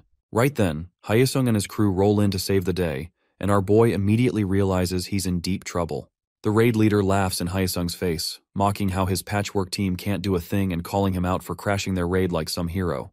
But the man calmly fires back, saying it's pretty stupid to think he can get away with killing people, let alone stealing a boss. With a grin that screams madness, he tells the psycho that nobody's even going to remember their names, then dives into the group of raiders like they're barely worth noticing. One guy brushes past our hero, casually telling him to move before he starts planning how to get out of this whole disaster. Right after that, the boss begins attacking everyone in sight, and the raiders decide their best shot at landing the final blow is to cripple the rival party by knocking out all their healers first. As chaos erupts all around him, Juyeon starts sweating harder than a league player in a team fight, desperately trying to figure out a way to bring down the boss before everything spirals completely out of control. His thoughts are suddenly cut short as Hyesung charges straight through the meat shields like a killing machine, slicing down anyone in his way. Meanwhile, Hyeji and her brother are busy clearing out the bug monsters when a raider tries to sneak up on her from behind. Just as he's about to strike, blue flames burst around the NPC and incinerate him before he can even land a blow, leaving Hyeji frozen in awe. She turns to look at the robed figure behind the fire, realizing he's the one controlling those graceful yet deadly flames. And when her brother rushes over to check on her, she tells him that the mysterious man actually attacked his own team just to protect her. At the same time, the timer creeps closer and closer to midnight while our hero dodges through Hyesung's party, sprinting like Sonic as he tries to stay alive. The clock finally hits midnight and Juyeon instantly whips out his phone to copy the next skill. Meanwhile, the composed knight is still battling monsters like a total boss. And as that happens, Juyeon activates his new buff and casually points a finger at the enemies, launching a fireball that explodes like a raging volcano and turns the monsters to ash, leaving Hyesung completely speechless. Watching that, the raid leader clicks his tongue in frustration and reluctantly teams up with Juyeon to take out the rest of the trash mobs. Covered in a flood of buffs, Juyeon goes absolutely wild under the effects of his blood frenzy skill that boosts his stats with every kill, and he finally fires off one last scorching fireball at the boss, slamming it into a deep sleep. The blast scorches everything in its path, and the raiders can't help but wonder if that final blow actually did the job. But Juyeon's excitement turns to frustration when he realizes it's not over yet. With a terrifying shift in presence, the boss switches into its final phase. Then, drawing its massive sword, it brings the weapon down with so much power that Hyeji's brother barely manages to block the shockwave using his defensive skill. The impact sends everything and everyone flying like ragdolls, and Juyeon feels a chill crawl down his spine as he thinks he's about to meet his maker. Out of nowhere, an unexpected guy swoops in to save the day, and as Juyeon stares at the guy, completely lost for words, the man casually tells him that he owes him a favor now. No big deal. After getting saved by Hyeji's brother, our guy immediately fires off his fireball skill straight at Kanel, blasting the monster to pieces right in front of Hyesung's face. Kanel goes down, and the pile of loot circling its remains makes it obvious that this was part of a boss system. Hyesung steps up to reclaim the boss system and coldly warns the raiders to step aside without causing trouble. The leader of the raiders, who had been aiming to snag the boss monster for himself, argues back by reminding everyone that nobody in their right mind would underestimate how powerful their mage really is. Meanwhile, Juyeon gets a notification saying that the main quest has been cleared, and he is about to be teleported to the tutorial field where he'll get to pick his rewards. The raider guy stares at him, feeling like Juyeon looks oddly familiar but still can't figure out who he actually is. Just then, our boy casually slides in and grabs the reward from the boss monster. By the time the masked raider finally realizes that the guy in front of him is the infamous psychopath, Juyeon has already snatched the reward with a big grin, proudly claiming that since he was the one who took down the monster, the dropped item obviously belongs to him. The masked guy and Hyesung both rush forward to grab the item, but just before they can reach it, Juyeon's system activates and finishes the teleportation, leaving everyone behind fuming in rage, fully aware they've just been scammed. Once he arrives in the tutorial field, Juyeon starts to wonder if he really did pull off a scam on all of them. Just then, a flood of system notifications explodes in front of him, completely overwhelming our guy. He tries to figure out if these are all just reward alerts, but before he can even start reading them, a tiny fairy suddenly appears and introduces herself as Ego. She explains that she's his official tutorial assistant, and now that he's completed his main quest, it's her job to guide him through the rest of the tutorial. Our boy starts feeling anxious and argues that no one ever mentioned anything about a tutorial assistant, then begins wondering if this might be something exclusive to some event tied to X-level unique traits like his. The tiny Ego fairy politely asks for permission to begin the reward collection process, and once he agrees, she brings up a panel labeled as the choice for a detailed trait upgrade. She goes on to explain that trait upgrades work like second-class evolutions, and using one will enhance a person's current abilities by adding new detailed traits to them. She then reveals the full list of abilities Juyeon currently has and asks him to pick one to upgrade. Our boy begins to think it over and first considers leveling up his unearned income skill, figuring it might boost the SP he earns from attacks, but then realizes he's still way too weak and starts thinking about what could have happened if the raid took place before midnight and his skills hadn't reset. He might not have even stood a chance at defeating Kanal. Taking everything into account, he decides that boosting the number of available skills would be the smartest move right now, so he picks the sample for skill copy and ends up giving it a major upgrade. Even though he feels a bit let down that it gets reduced to 2 parts, the fact that he now has 4 copies available per day lifts his spirits. His eyes light up with excitement as he wonders if there's any chance he might get lucky enough to eventually push that number all the way to 8 copies instead of just 4. Ego then asks if he'd like to check the rest of his unclaimed rewards, and our guy agrees right away. From the random item box, he ends up getting a sword that unleashes fiery explosions. As he ends up with yet another fire attribute item, he gets annoyed by how everything he receives somehow always ties back to fire. And of course, this new sword is no different. Then comes the Skillmaster reward box from the main quest, which finally lifts his mood with the generous amount of SP it grants him. But the surprises don't stop there. He also unlocks an additional reward that adds a new sub-trait to one of his abilities, and this time he gets an extra row of options to choose from. Riding high, he quickly checks the item he got from the boss, feeling fired up to see what kind of loot it turns out to be. Lucky for him, the item turns out to be an SS-grade Kanal's Cursed Necklace, granting him a massive stat boost that leaves him stunned. He starts thinking that if the boss drop is this insane, then the boss skill must have been even more terrifying. Out of curiosity, he checks it, and sure enough, he learns that if the boss's HP had dropped below 10%, the fallen angel would have gotten a full health restore along with a 50% stat increase, making it flat out impossible for Juyeon to take him down alone. That's when he notices his SP has crossed the 20,000 mark, so without wasting time, he starts pumping it into his abilities, beginning with the sample for safety skill. He keeps investing those points one after another, growing stronger and sturdier with every upgrade. And once he's finally done with all of it, he drops flat on the floor, satisfied and exhausted, knowing there's nothing else left to take care of for now. Just as he lies down to catch a break, Ego casually drops the bomb that the real tutorial is only just about to begin. She then asks him if he remembers the final line from the main quest. Juyeon thinks back and vaguely recalls something about the survival of Earth and humanity, so he looks over at the fairy and asks what that was supposed to mean. Ego, without missing a beat, tells him that it basically means his entire world is on the verge of being wiped out by invaders from another dimension. Back on Earth, a squad of soldiers stands firmly at the portal gate to keep watch. After the raid wraps up, Hyesung stands before a sea of reporters and tells them his party took a serious beating from the raiders who swooped in and stole their boss. He adds that at least the boss was taken down, even if those nutjobs managed to escape after landing the final blow. One of the journalists pipes up and asks what the boss dropped, and Hyesung replies that it's definitely something that boosts stats, but the constant nagging for more details starts to grind his nerves, so he turns around and tells the nosy crowd he's got nothing else to say. Kicking back in her apartment, Fire Lady watches the live broadcast on her phone. Her brother casually says that the guy who jumped in to save her would probably be splattered like a pancake by now if he'd faced Hyesung one-on-one. Meanwhile, she's dialing up Juyeon, trying to sniff out the truth about our boy because while the wizard robe might be basic, a fireball powerful enough to one-shot the boss definitely isn't something just anyone can pull off. She completely ignores her brother as the call finally connects, then greets Juyeon with a cheerful hi and straight up asks if he's the mage who saved her during the raid. He tries to shake her off and keep things low-key, but Fire Lady shows she is pretty sharp by pointing out that she recognized him by his gear and pathetic beta male physique.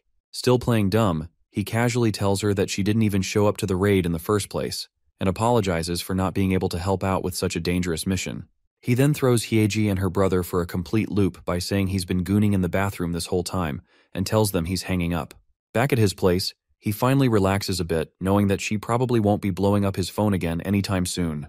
For now, he gets a break from the non-stop calls from his totally out-of-his-league crush, and his mind drifts back to the tutorial world, where that endlessly nagging voice kept popping into his head, constantly reminding him that the world is under threat from monsters invading through other dimensions, and that it's his job to save it. She went on to say that his skill, Master Power, is a uniquely broken ability gifted to him by heavenly beings for the sake of this mission. Still completely clueless about the big picture, he asked her why he was chosen in the first place and whether he had any kind of connection to the divine. But it didn't take long for him to realize he's just a total goofball with absolutely nothing special going on, and the voice simply told him to stop overthinking things. She explained that he's a special user who has already slain countless beasts and earned huge rewards doing so. Then, with a weirdly serious tone, she dropped the truth. He doesn't actually get a choice in any of this. As he asks what she's even rambling about, the voice calmly replies that he's not some big deal or hotshot, but simply happens to carry divine shards as the hero chosen to save the world. And how he decides to use that overpowered skill is entirely up to him. After laying that out, she asks whether he wants to just settle down and abuse his busted skill for easy gains, or take on the heavy responsibility of saving the world for the greater good. In the end, she tells him that being a hero doesn't mean he has to pick the hard road, and the choice is his alone to make. Back in the present, Juyeon thinks that world-saving stuff is way above the mental pay grade of a beta loser like him, and the thought of eating crispy chicken with cold beer after a hot bath gets him way more hyped than any heroic destiny ever could. Meanwhile, back at her place, Hyeji is absolutely thrilled to finally confirm without a doubt that the mysterious robed mage is none other than Juyeon, because everything about him lines up perfectly with their unhinged fire-slinging maniac. Her brother watches her quietly as she insists she can't be completely sure until she meets him face to face. He asks his hot sister why she's obsessing over such a loser like a teenage girl. Pointing at the part that says the mage is S-ranked, she flashes a grin and explains that users like them who fight in S-rank fields could die any time. So if she wants to rise to the top, she needs that psycho mage by her side to get there. That doesn't exactly shock him, and with a tired sigh, he mutters he's sick of dealing with his annoying little sister. He tells her that if she actually wants to live long enough to become number one, maybe she should stop diving headfirst into everything like a mad woman. But she ignores him again and does some quick math, trying to figure out what kind of guy Juyeon really is. She predicts with full confidence that he'll be heading to the D-rank spider cave next, making her brother stare at his sister high on copium. The next day, his expression is dead flat as he watches Hyeji casually chatting with our boy, who's just shown up to sell off his loot. Without missing a beat, she tells him to cut the act and come clean, saying she knows every last inch of him. Juyeon tries to play it cool, insisting he's just a friendly neighborhood healer, and that's all there is to it, but she's clearly not buying it. Watching his sister bully the pathetic excuse for a man, her brother finally lets out a long sigh and raises his hand. He tells Juyeon they need to get going and says he'll pay 500 an hour. He drags him away because he knows better than anyone that trying to change his sister's mind is a complete waste of time. After the two bros put some distance between themselves and her, he casually brings up the favor he owes.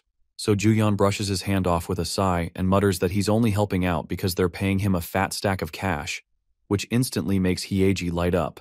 But just before they can set off, Juyeon starts sweating bullets and nervously tells the lady to chill her melons for a bit because he seriously needs to take a massive dump.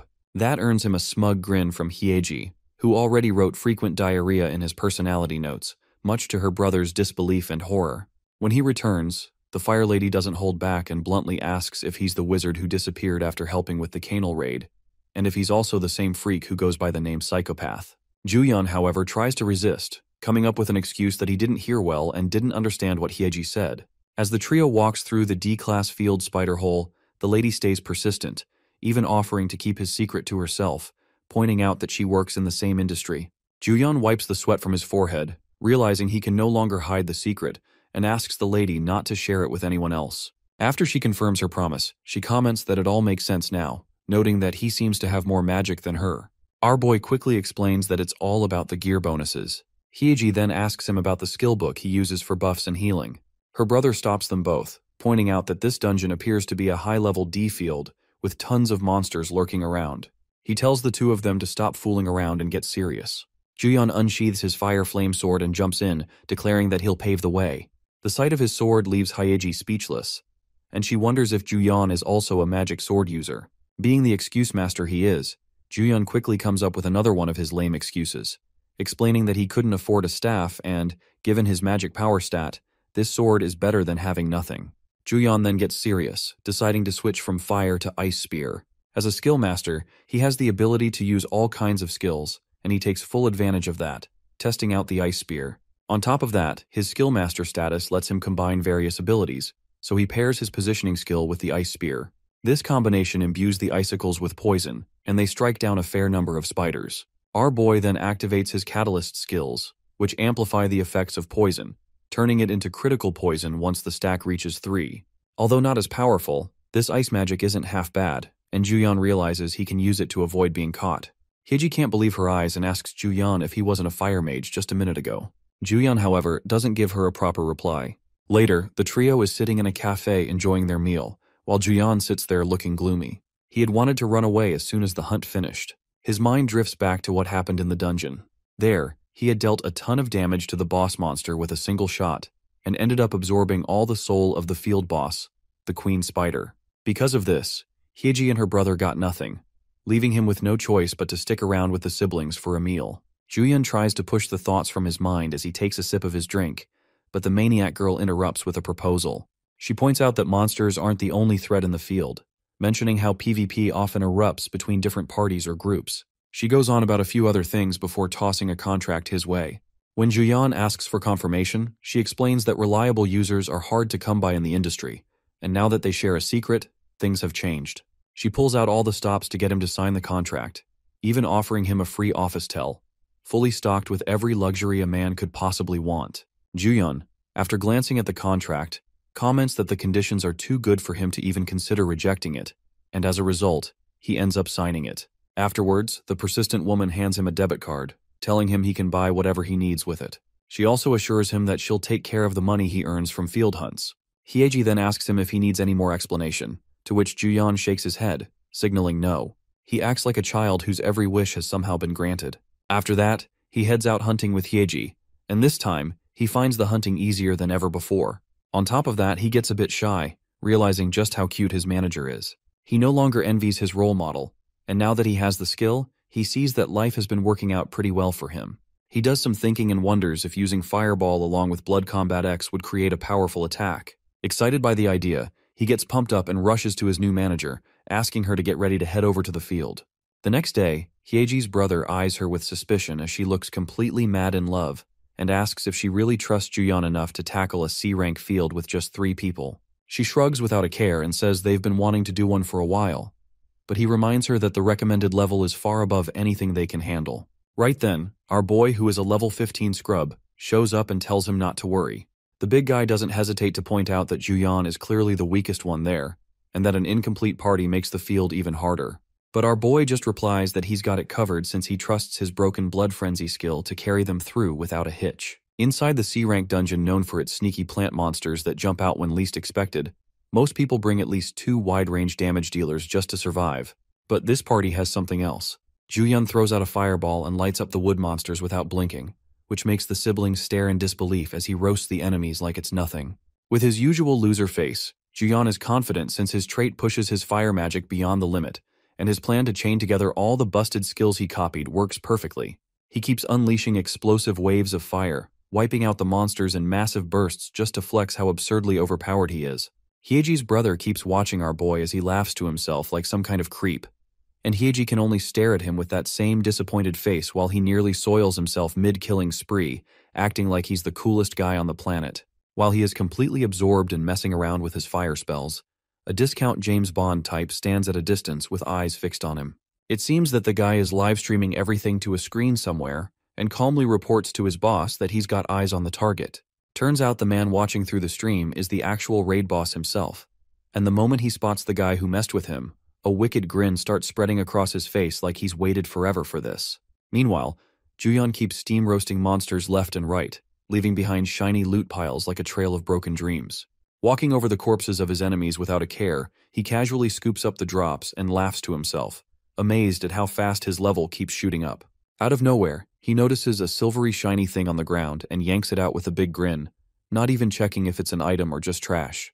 But the vibe flips fast as he realizes he's holding what looks like human remains and ends up shrieking like a little girl so loudly that his voice practically bounces all the way to Hyeji and her brother. Watching him freak out like that, the two rush over and ask if he's alright, and he quickly explains there's a whole corpse here and maybe he accidentally unalived someone. Taking a closer look though, Hyeji goes full Sherlock Holmes and tells him to chill because the skeleton looks way too clean to be fresh. She figures it's probably a user who got looted clean since there's no armor or weapons left behind. After saying that, she casually suggests they wrap things up and get out of there fast, and her laid-back attitude completely throws Juyeon off. When he looks at her all confused, she explains that murder inside dungeons happens all the time, and the worst part is that no one can ever truly prove it. Surprised by how much she seems to know about this stuff, He straight up asks if she's ever been attacked like that before. She flashes a grin and says she not only lived through it once, but that the guy who tried it was actually from her own party. Back when they were out hunting together, the guy suddenly jumped her from behind trying to steal that special thing, and unlike monsters, it's nearly impossible to tell when a human teammate decides to turn on you and rob you blind. Trying to shake off the tension, she jokes about how hot she is, and says the guy was probably after something a little more personal than just her gear, then casually admits that it was actually her first time ever unaliving someone. Hyeji's brother just stares at her in silence as she shrugs with a smile and jokes that creeps like that deserve to get roasted, so it honestly didn't bother her much when it happened. At the end of it all, she tells Juyeon to keep one eye open when he sleeps, because there are way too many crazies out there, and says he should lean on her handsome brother for backup, completely unaware that Juyeon's physical stats leave her brother in the dust. With a smug look on his face, Juyeon boasts that he wouldn't go down to anything less scary than Hanyul, and she chuckles while giving him credit for at least having the guts to say that. Right as she says she's being serious though, a tiny pheromone bomb suddenly drops near their feet, and lets out a puff of intoxicating gas that instantly leaves all three of them wobbly and weak in the knees. Right after that, a swarm of terrifying tree monsters starts closing in, so Shield Bro jumps forward to protect the group like a proper tank. But fearless as ever, Juyeon completely ignores him and charges straight at the monsters head-on like a total boss, shouting that he's got this under control. What he doesn't know is that Budget James Bond already has his crossbow locked in, with a bolt lined up that's practically got Juyeon's name on it. Not long after, the bolt fires and our hero's spidey sense kicks in just as it makes contact, but instead of piercing him, the thick steel arrow hilariously bounces off his skin like it just hit a brick wall. As the siblings scream in panic, Juyeon stares at the failed assassination attempt and bursts into laughter, mocking his would-be hitman for thinking he could take down his rock-solid body with such a pathetic excuse for a weapon. That laugh doesn't last though, as a nasty combo of stun, slow, and pain debuffs hits him all at once and shuts him down fast. Dropping to his knees, he groans in pain while the siblings stand frozen, watching him collapse in absolute agony, and the shady guy in the distance starts grinning wide, savoring the moment he's been waiting for all this time. Juyeon gets slammed into the ground, and Kim Hyeji rushes to help him, casting Fire Spear to drive the monster back. It burns to a crisp. But more monsters start charging in, making it hard for her to fend them off while also trying to protect Juyeon. She knows she has to make a quick decision. Suddenly, she tells her brother to clear a path while he lifts the deadweight Juyeon over his shoulder. Without wasting time, the two of them fight through the swarm of monsters, dodging explosions and pushing past all odds just to get out safely. That's when the blonde dude blocks their way, asking where they think they're going. He mocks them for trying to run without even putting up a fight. Hyeji's brother demands to know who they are. It's obvious they've got business with Juyeon, and they tell him to drop the guy and get the hell out of there. The tension on the field spikes, but Kim Hyeji isn't backing down. She hurls another fire spear to keep the enemies at bay, firmly refusing to give up Juyeon. But blonde dude swats the attack away like it's nothing, leaving her stunned. That's when it hits her. He was there during the canal raid. Blonde dude smirks, calling her pretty but clueless, a total bonehead. Since they won't listen, he decides they all have to die and tells his crew to blow it up. A pink smoke bursts out, exposing nearby monsters. Blonde dude gloats about how they can't just keep using pheromone bombs too often. Now, waves of monsters start charging at the trio, but that doesn't stop them from fighting back. In the middle of it all, Juyeon, still unconscious, feels a deep pain. His body refuses to move and his skin burns like fire. His mind's in a fog, wondering if this is how he dies, with no clue what's even happening around him. Right then, Juyeon's eyes snap open to a horrific sight. Kim Hyeji and Hyeji's brother have completely wiped out the swarm of monsters, but they're both covered in heavy wounds. Juyeon can't make sense of it and barely manages to ask why they would go so far just for him. His mind flashes back to when Kim Hyeji told him to hide behind Hyeji's brother if things got dangerous. As Kim Hyeji notices him finally waking up, she asks if he's able to walk. But Juyeon, brushing that off, instead makes a shameless request. He asks them to keep all this a secret. Blonde dude sarcastically praises how well they managed to hold their ground while dragging around that good-for-nothing jerk, Juyeon. He smugly says it won't hurt at all compared to what's coming next. Suddenly, Juyeon stands back up, surprising Kim Hyeji, who had no idea he still had any strength left. Blonde dude eyes his battered body and mocks him, certain that it must hurt like hell. Juyeon doesn't deny it. He straight up admits it hurts like crazy. But that creep is already planning to tear his flesh apart and leave his bones to rot. Just then, Juyeon snaps his fingers, and blonde dude laughs, thinking they're ready for his fireball with the barrier they set up. But Juyeon casually asks if they're really sure about that. Out of nowhere, he unleashes a barrage of spells into the air, and they definitely don't look like fireballs. That's when Blonde Dude starts to suspect that Juyeon might be the one who took Muhammad's ring. Right then and there, Juyeon casts Meteor Rain, and Blonde Dude panics, thinking this could wipe them all out, even his own squad. But Juyeon doesn't hesitate. He fires off a flurry of spells like he's just getting started. The ground is wrecked with huge circular cracks and smashed up holes. The trio finally gets a breather, and Juyeon drops to the ground, panting hard after barely surviving thanks to a last-second teleport. Turns out, just past midnight, Juyeon had been setting his 4 skill slots. He had copied Fireball Explosion into Blood Combat, which now leaves him with 1 slot open. Then he ends up watching a video of a guy who fired an arrow at a bald man and teleported right after. It wasn't really about confidence. It just felt like the smart thing to do, like having insurance. Turns out, teleport is a unique trait that lets you mark a target, and when you cast a skill, you can move along with that marked target. Juyeon basically hit the jackpot with mass teleport. He can't believe he even got some bonus perks too. Feels like his lucky day, so of course he breaks into a happy dance. Back in the present, Juyeon promises to explain everything later. With things settled, Kim Hyeji is already ready to scoop up the loot those idiots left behind. Meanwhile, the people on the ground are left speechless, jaws dropped at the sight of the massive cracks and pits scattered across the area. Someone even jokes that Muhammad must have charged through here. Juyeon may have saved himself big time, but he knows it won't be long before someone tracks him down. On the bright side, he's just hit level 20 and unlocked his sub-traits. The skill storage is now officially activated. Later on, Kim Hyeji and Hyeji's brother listen as Juyeon explains what Skill Master is all about. He describes it as an X-class skill that allows him to copy other skills. That's when everything starts to make sense. They finally realize that Juyeon's odd healing, high damage, and buffs all come from copied abilities. Kim Hyeji asks if he can copy skills from her or her brother. Juyeon says it's possible, but points out that being a tank without gear doesn't exactly work well. Kim Hyeji's eyes light up at the thought of Juyeon's insane potential, wondering just how far he can go. Juyeon, feeling awkward, says the details are top secret. Hyeji's brother brings them back to the real issue and asks if Juyeon has any clue who attacked them. Juyeon guesses it's the same group from the Canal Raid, while Kim Hyeji's gut says they're definitely from the Raider Guild. To break it down, Kim Hyeji shares the ongoing rumors about a group called the Raider Guild, known for collecting boss items. Juyeon admits he's crossed paths with them before. Kim Hyeji then opens up about her own past, revealing that she was once offered a spot in their ranks, but only if she agreed to use their boss items. Juyeon wonders what the connection is with the PK group. She explains how the attackers were carrying a stash of boss-tier items, which are rare with low drop rates, making it nearly impossible for one group to gather them all.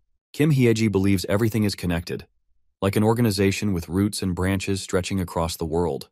To top it all off, their leader is still a mystery, and now that Juyeon has made enemies like this, he knows he has to be extra careful. Later, while resting, Juyeon reflects on everything he's stirred up lately. With all the incidents piling up, he feels like his identity is close to being exposed, and that's one of his biggest worries. He knows he has to get stronger before it reaches that point. Right now, he's relying on just one skill. Thankfully, his status window shows a solid amount of skill points, around 30,000, all earned through daily quests. No matter what comes up that makes it hard to do daily quests, Juyeon makes sure to steadily level up his skill points. He spends 5,000 points to level up a unique subtrait called Passive Income to level 4, which gives him 1,000 skill points every 24 hours. Honestly, he just likes the idea of points stacking up while he's lying down doing nothing. As for the remaining points, he decides to reward the skill that helped him the most out in the field. So, he invests in Trait Grant, leveling it up to 3. Now, any copied skill gets 2 unique traits, and he can choose one to apply. Even a grade E trait gives a nice boost in efficiency, and a grade D trait will be even better. Then Juyeon checks out the highlights of skill storage. Using 1 copy count lets him store a skill, and blue grade effects are better than green grade effects. However, once a copy count is used, it doesn't recharge automatically. If he had known that earlier, he would have saved Blood Combat permanently. Copying from videos only saves the original grade, and that doesn't change. Still, Juyeon knows exactly which skill he wants to store, and that's Resistance to Change. Once copied, he gets unlimited use of it. Now he's got Resistance to Change, Radiant Power, and Blood Combat on his list. He plans to keep rolling until the skills rank up through copy. He also decides to take a few days of well-earned rest, but that plan doesn't last long. Muhammad catches up with the trio, and Juyeon has no idea why he's here. His retreat time gets cut short by this surprise visit, and it turns out Muhammad came looking for him. Muhammad mentions how Juyeon's psycho antics have become pretty popular and stirred things up, but they've handled it, so no need to worry. Kim Hyeji pushes for the real reason behind the visit. Muhammad says he wants their thoughts, confirming that the attackers are part of a global-scale group. the Raider Guild, and he's already at war with them. That's how he got his hands on some intel. The Raider Guild is currently gathering at the Ganjiam Resort ski field to search for a hidden treasure left behind by their leader. He can't help directly, though, because his movements attract too much attention, which makes this mission extra risky. His secretary cuts the meeting short, and Muhammad leaves the choice up to them, if they wish to stay safe or go wipe out the enemy. Two teams have lined up facing each other when suddenly, out of nowhere, a hand pops out. It turns out to be a gorgeous lady, and she's holding what looks like the tail of the red dragon. In a flash, the man excitedly welcomes Miss Lin Xiaoling, but instead of a greeting, she flicks his forehead with a playful smirk, sending him flying like a rocket straight into the wall. She casually calls him a dumbass and tells him his intel was way off. Apparently, the former guildmaster is dead, which makes her the new head of the Raider Guild. Right then and there, everyone bows to Lin Xiaoling, with no other option left on the menu. From now on, she prefers to be called their boss and clears up all the confusion on the spot. And just like that, Lin Xiaoling becomes the Raider Guild leader. From then on, she tells the lackeys that the monster patterns have been tracked up to the 20th floor and leaves them to sort through the monster materials. She also asks what's going on with the old man's faction. That's when she hears that 98% of the old followers have been wiped out, and the rest will be dealt with soon. She likes the sound of that and orders them to retrieve the old man's untouched treasure sitting idle in Korea. Lin Xiaoling makes it clear that the days of powerless monkeys getting rich are over. This is the era of superpowers, and anyone bold enough to challenge the boss and rule the special field must earn their power, and the throne belongs to her alone. Yu Juyan is having the time of his life at Ganjiam Ski Resort for the first time ever, even though it's far from a fun zone thanks to the monsters roaming around. The snow stays frozen all year, and the constant blizzards and icy roads make it hard to move, which has hurt the place's reputation. Kim Hyeji just wants to get the job done so they can enjoy it a little, while the Hyeji's brother thinks it's foolish that only 3 of them came. Kim Hyeji suggests heading back to the Raider Guild and casually reveals that she sold the boss item under her name when they disposed of it, making her a target just like Juyan. Hyeji's brother is clearly annoyed that they're the ones handling things. But Kim Hyeji tells him to relax, reminding him they're 3 veterans who've been through plenty of crap. Juyan is shocked she called him a veteran, but she backs it up by pointing out how he survived both the boss raid and the PK group attack, saying that earns him a better title. As they move toward the field, she leads the way, only to have members of the Enjoy Guild block them off with threats of death. Kim Hyeji asks if they're with the User Association or have any right to claim an open field, but the bonehead tells her to get the hell out, saying the area is under their control. That ticks off Juyan, who thinks that even if he's not a hero, he should at least protect what matters to him. The bonehead mocks Kim Hyeji, telling her to come hug it out and promises to soothe her gently, which hits a nerve.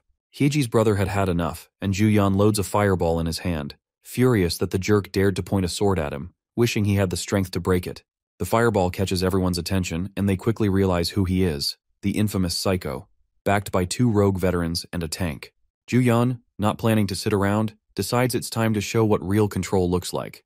The Enjoy Guild goons start shaking, mumbling that their guild came in first, but Juyan doesn't care. He hurls the fireball straight at them, catching them off guard. They can't believe the crazy Psycho actually threw it. Juyan glares at them, warning that if they ever come at him again, they're as good as dead. Kim Hyeji and Hyeji's brother both notice how different he looks. Sharp, confident, and straight-up dominant. But just as they say it out loud, Juyan's usual goofy self kicks back in. Even he feels weird about making threats, joking that blackmail might be more his style. Inside the field, monsters start swarming the Enjoy Guild members, who've been profiting by controlling the area. Suddenly, a fireball out of nowhere scares the hell out of them. A man in a white cloak steps in and introduces himself as a hunter. The Enjoy Guild's jerk claims the area is off limits to outsiders, saying it's already packed with level 40s and suggests checking other fields. But the man in white wants to see who actually gets pushed out. His group storms the field, cutting down enemies and carving their own path forward. Green Hood apologizes for not realizing how the Enjoy Guild was running the place. The man in white orders them to split into 2 teams to search and eliminate any threats without interruption. His goal is to reach the deepest and highest part of the field to find the imitation bracelet. Juyan and Kim Hyeji are over the moon, totally hyped to be at the ski resort. Meanwhile, Hyeji's brother stays grounded and reminds them to focus on the real issue. He lays out the main point that the Raider Guild isn't just some random group of amateurs, and if they want to get ahead of whatever's coming, they'll need to hit first with a preemptive strike. Moreover, they still have no clear way to tell the difference between the Enjoy Guild and the Raider Guild. That's when Juyan points out that the Raider Guild is all about treasure hunting and wouldn't care much about monster experience points. That little detail sparks a mischievous idea in Juyan's head, and a sly grin starts to form on his face. Meanwhile, at the ski resort, someone tosses a pheromone bomb, and the whole area fills with thick pink smoke, catching everyone off guard. In no time, a wave of monsters starts rushing in, charging straight at the people like an unstoppable tide. On the other side, Ju-Yan and the others witness the chaotic scene unfold. Watching the majestic yet terrifying sight from a distance, Ju-Yan picks up on the idea right away, remembering how those rascals once used the pheromone bomb skill on them. And now he's pretty sure it must suck to be on the receiving end this time. He watches the chaos unfold with a smug look, feeling just a little bit satisfied. Still, Hyeji's brother points out that there's no solid way to confirm if they're actually the raiders. But Ju-Yan explains it like he's teaching the big guy a lesson. If those fools downstairs don't run from a swarm of monsters and still hold their ground, then it can only mean one thing. He breaks it down. Whether they're a party focused on farming experience or chasing something important enough to take the risk.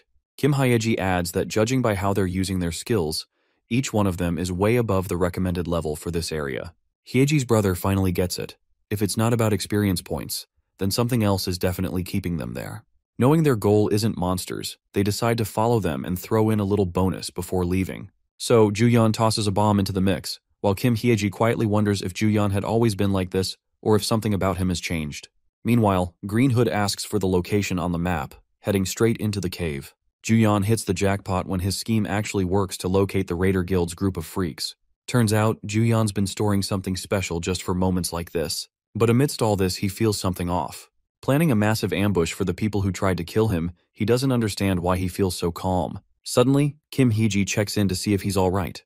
Ju-Yan eases her worries, knowing they can't afford to waste time being lost in thought. Afterward, he realizes he never expected monsters to have such a knack for showing up uninvited. Volunteering for recon and hiding here turned out to be a great choice. His lackey agrees, noting there were too many people at the start to carry just one item.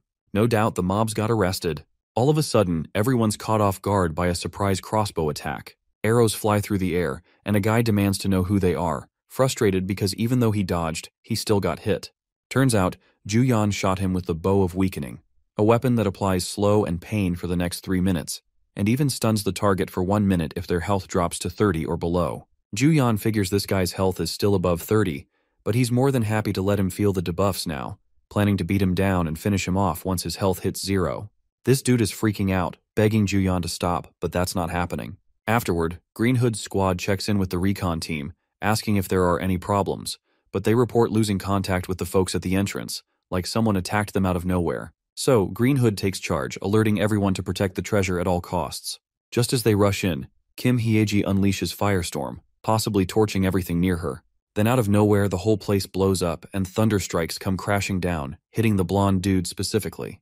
Just then, someone screams that the tanker has been neutralized, and Green Hood immediately orders his men to take down the mages before the paralysis wears off. Even so, he's still sending his squad in to deal with the situation.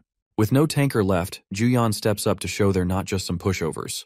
Out of the blue, he pushes in more power, deciding to break his limits by calling on radiant power. Suddenly, a blue window pops up to apply a random buff, boosting his stats like crazy. Green Hood finds Ju-Yan's constant use of Fireball pretty foolish and is damn sure that Ju-Yan is nothing in front of his shield, thinking a rank E move won't cut it. But Ju-Yan doesn't let him finish and blasts him mid-sentence, sending his lackeys flying. That giant fireball has everyone freaking out. Green Hood, yanked away, comes to his senses and realizes this definitely isn't 95% reduced damage. Meanwhile, Ju-Yan casually thanks the dumbasses for letting them have all the treasure. That's when he unleashes an explosion that bursts out like fireworks. At the same time, the man in white instructs his men to sort things out here and regroup with the team at the summit. But suddenly, he hears a massive explosion in the distance and immediately knows something's wrong. Without wasting a second, he commands everyone to quit all operations and head straight to the summit right away.